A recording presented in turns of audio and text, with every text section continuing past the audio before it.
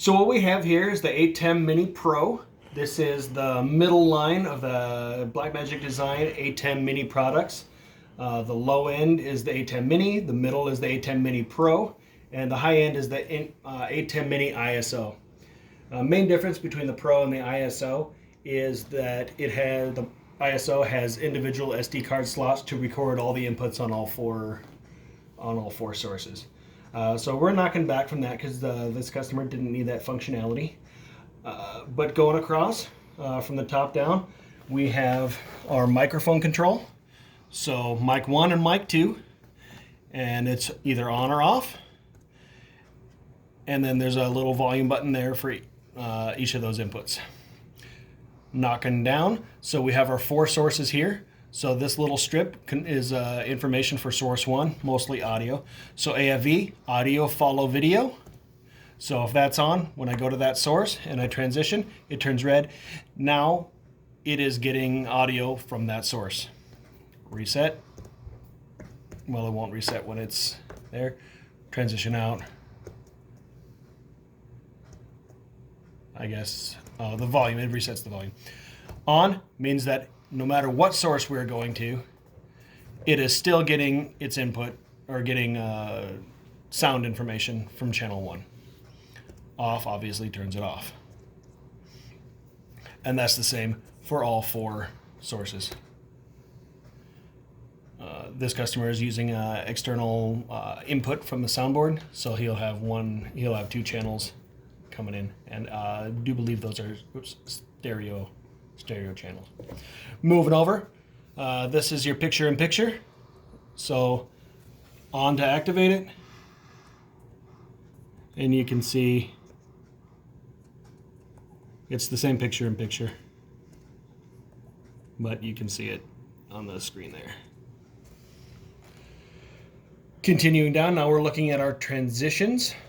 So these are just automatic buttons for the rate of transition. So 1/2 second to 2 seconds. Do that again. 2-second fade, and it's just fading to black. 1/2 second by pushing the 0.5. So it's just a very quick way to change the speed of the transition. Cut obviously is just a hard cut, no fade. So obviously these times don't pertain to that cut button. But moving over, we're looking at auto. So the auto transition is a time transition, and these are different DVE transitions. So if you select that one, now instead of just kind of a crossfade, now it slides off. That one slides down.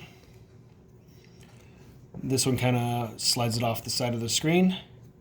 And this one scrunches it up on the side of the screen. You can't see it. I'll do that again. See, it just kind of scrunches it up. Mix is just a...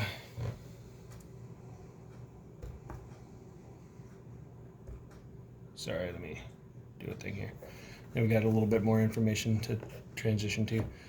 So we look at that again. Squishes it up. So mix is just a standard crossfade. And then dip, you can, in the software, you can put another source into that dip, and it'll dip to another source before it transitions to your other background. And right now it's just set up as a color. There's 2 color selectors in the software.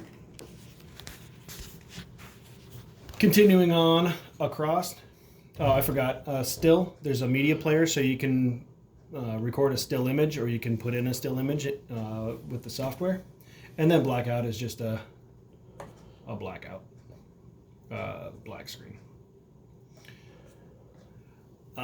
Continuing on, we've got our recording, and well, before that, I don't have anything to the...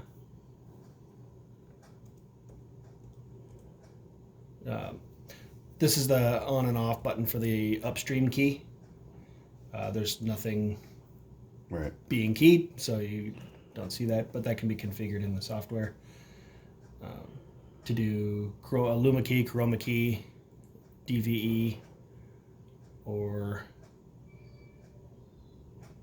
there's another one I don't remember. From there, we're looking at recording and streaming functions. So the record button, it's not going to go because I don't have a source set up to record to.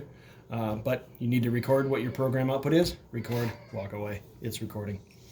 It's recording the program. And in the software, I believe you can set it up so that it'll record whichever input you want. So if you only want it to record 4, even though that's not what you're necessarily streaming, you can configure all of that. On air button, pretty simple. You push on air. You're streaming. Now you're streaming. And again, in the ATEM software, which is free, you can set up your streaming keys, your provider, your distribution. And what were you saying earlier about the IP address? You can leave your static unit anywhere. So the ATEM Stream Bridge, you set it up, and we can look at that in the software too, so you can kind of see how that works. But you set it up, you configure it with a key, and then you tell the Mini Pro what that key is, and then they can talk over the internet, either a local network or anywhere in the world. As long as it's not blocked for some reason. As long as you have an internet connection, it'll find your stream, and then it converts that from Ethernet data signal to HDMI or HDSDI. Which makes your portability exponentially ridiculously better. Portable. You can have your stream bridge back in a broadcast suite or a booth or venue, whichever, and then you can take this kit with you. I mean, anywhere. It folds up. It's very, very versatile, very, very portable. Nice. So that's the on air. On here it shows you what your on air is. This window here shows you where your recording is. You see your bit rate, whether your stream's okay or not. And this is your volume meter, so it shows you. I don't have a microphone in, so we're not seeing any volume, and there's nothing coming in on any other sources. But that's where that is. Recording as well as what I see there too. Yeah. Third one. No, the third. Yeah. Yep. Okay. Yep. Exactly. These buttons here are controlling what you're seeing on the HDMI output of the ATEM. So 1, now we're just looking at source 1. 2, now we're only, whatever we switch to, whatever we do here, we're still only seeing source 2. Because that's 2. 3, 4. Multi-view shows you all of your sources, your information, and your program and preview. So let's go down. We actually see something here. There we go. So multi-view and then program just shows what is coming out on the program. So if I want to transition, if I want to do something different, it's just showing what's going out on the program. That would be what is going out on your stream. Okay. And everything. And then last button on the unit here is fade to black, FTB. Push that. It fades everything out. And that button in the software, again, can be configured to just fade video or fade audio and video. Okay. So that's that. That's kind of the functionality of it. I can talk through kind of the configuration of the case. So this is the brain, obviously, of the unit. This is the switcher. All your video sources come in and are processed in here and then are sent out. One of the outputs, the HDMI output of this actually goes into this screen here. That's why we're able to see the program and preview and see everything here. And then there's an output of that goes to an auxiliary thing. So if you wanted to have an actual big monitor next to you, if you're in more of a stable location, you can have that. That's just some added functionality to that. And then there's an audio jack that's run out of the monitor into an audio port on the side of the box here, so you can plug in your headphones and rock and roll. So you can monitor your audio feeds that way. 2 lit switches on the front. One is for the Mini Pro. The other, obviously, is for the screen. And then on the back, we have a power adapter. Ethernet goes in. The USB out for if you're using if you're not using the streaming functionality of the Ethernet, you're using a third-party OBS or something like that.